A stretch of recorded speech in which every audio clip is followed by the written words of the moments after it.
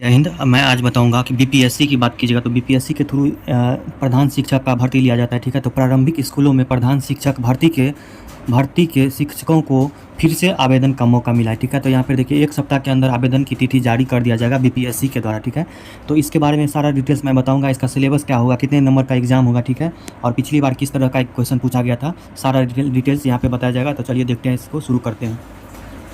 राज्य के प्रारंभिक स्कूलों में 40,506 प्रधान शिक्षकों की बहाली के लिए योग्य शिक्षक को फिर से आवेदन का मौका मिलेगा। ठीक है, बीपीएससी अगले 1 सप्ताह के अंदर आवेदन के लिए नई तिथि जारी कर देगा।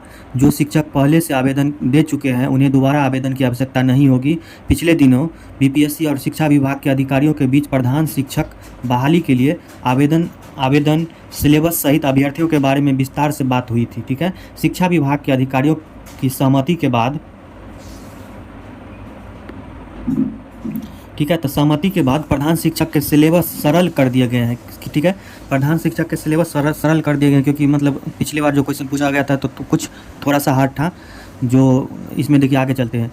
दरअसल राज्य के उच्च माध्यमिक स्कूलों में 6421 यानी 6421 प्रधानाध्यापक बहाली के लिए ली गई परीक्षा में मात्र 421 अभ्यर्थी ही सफल हो सके थे। इसलिए अब प्रारंभिक स्कूलों में 40,506 प्रधान शिक्षक की बहाली परीक्षा की तैयारी के लिए अधिक समय भी मिलेगा। ठीक है, यानी कि फॉर्म की बात कीजिएगा तो निकलने वाला है, लेकिन आपको एग्जाम की बात कीजिएगा तो उसका टाइम अधिक दिया जाएगा कि उस टाइम में आप अच्छा से तैयारी कर सके। अधिक से अधिक शिक्षक अभ्यर्थी शामिल हो, इसलिए दोबारा आवेदन का मौका दिया जा रहा है। माना जा रहा है कि परीक्षा के प्रश्न भी बहुत कठिन नहीं होंगे। ठीक है, संभावना है कि नवंबर या फिर दिसंबर के अंत तक परीक्षा ली जाएगी, यानी कि आप मान सकते हैं कि दिसंबर में ही एग्ज़ाम होगा। ठीक है, तो काफ़ी अभी टाइम है, आप अच्छा से तैयारी कर सकते हैं। और इसको यहाँ पे इंडिकेट भी कर दिया गया है कि यहाँ पे प्रश्न जो होगा यानी कि क्वेश्चन जो होगा आपका उतना हार्ड नहीं रहने वाला है। ठीक है, चलिए इसका सिलेबस की बात कीजिएगा तो इसमें मैं बताऊँगा। प्रधान शिक्षक के लिए परीक्षा की बात कीजिएगा तो 150 अंकों की होगी। ठीक है, 150 नंबर का आपका एग्ज़ाम होने जा रहा है। ठीक है, तो 40,506 प्रधान शिक्षक की बहाली के लिए 20 मई तक आवेदन लिए गए थे।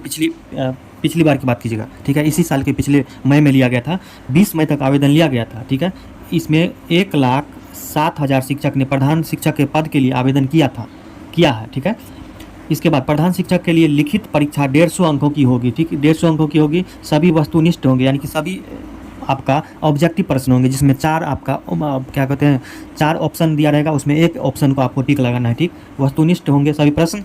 इसके बाद इसमें डीएलएड विषय से 75 अंक होंगे। ठीक है, डीएलएड आप किए हैं तो उससे आपका 75 अंक इसमें पूछा जाएगा। जबकि सामान्य अध्ययन की बात कीजिएगा तो 8वीं क्लास तक के ही प्रारंभिक गणित 20 अंक के होंगे, यानी कि मैथ्स की बात कीजिएगा तो आपको 20 अंक का होगा, और डीएलएड के विषय की बात कीजिएगा तो 75 का होगा। ठीक, सामान्य विज्ञान 15 अंक, जबकि राष्ट्रीय महत्व की समसामयिक घटनाएं, कहने का मतलब है कि करंट अफेयर। ठीक है, करंट अफेयर की बात कीजिएगा तो 10 अंक का होगा, और भारतीय राष्ट्रीय आंदोलन और इसमें बिहार का योगदान 1857 से, ठीक है, 10 अंकों का होगा। यानी कि भारतीय राष्ट्रीय आंदोलन, काफ़ी सारे आज़ादी के आंदोलन हुए थे उसमें। ठीक है, और एक आंदोलन हुआ था 1857 के। ठीक है, 1857 के विद्रोह जो हुआ था, आंदोलन जो हुआ था, उसको लेकर बिहार का उसमें क्या योगदान था। ठीक है, वीर कुंवर सिंह जी योगदान दिए थे, उससे लेकर आपको 10 नंबर का पूछा जाएगा। वही भूगोल की बात कीजिएगा तो ज्योग्राफी की बात कीजिएगा तो 10वीं कक्षा के स्तर की बात, 10वीं कक्षा के स्तर तक, उसके लेवल तक रहेगा 10 अंक का। ठीक है, और सामाजिक अध्ययन 10वीं कक्षा स्तर के 10 अंक रहेंगे। प्रत्येक प्रश्न 1 अंक का होगा, यानी कि ठीक है, प्रत्येक प्रश्न 1 अंक का होगा, और प्रत्येक गलत उत्तर के लिए 0.25 अंक निगेटिव मार्किंग होगा। यानी कि 4 क्वेश्चन आप गलत करते हैं, आपका 1 क्वेश्चन की बात कीजिएगा तो टोटली नंबर काट लिया जाएगा सही अंकों में से। ठीक है, तो वैसे भी अगर एक प्रश्न गलत करते हैं तो यानी कि 1/4 कीजिएगा तो 0.25 नंबर आपका निगेटिव मार्किंग कटेगा। ठीक है, परीक्षा आपकी अवधि 2 घंटे का होगा। ठीक है, 150 क्वेश्चन रहेगा, यानी कि 120 मिनट का 120 मिनट समय दिया जाएगा, और 150 क्वेश्चन पूछा जाएगा। ठीक है, यानी कि 1 मिनट से भी काफ़ी कम समय आपको एक क्वेश्चन पर मिलने वाला है।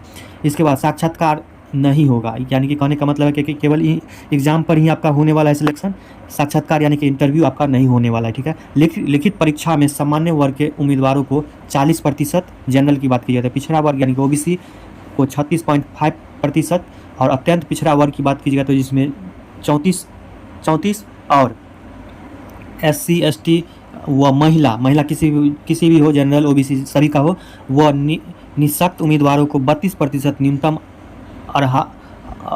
अर्हतांक प्राप्त करना अनिवार्य होगा। यानी कि कहने का मतलब है कि 32% से अगर आप कम करते हैं तो आप डिस्क्वालीफाई माने जाएंगे। वैसे भी इसका मेरिट बनेगा, तब पता चलेगा कि आप, या ज़रूरी नहीं कि आप 35 ला दिए तो आप पास होंगे, मेरिट के अनुसार ही आपको यहाँ पे लिया जाएगा। ठीक है, वैसे काफ़ी सीट है, 40,000 है।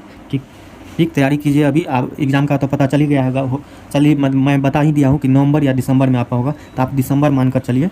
ठीक है, या नवंबर ही मानकर चल सकते हैं, नवंबर लास्ट। धन्यवाद।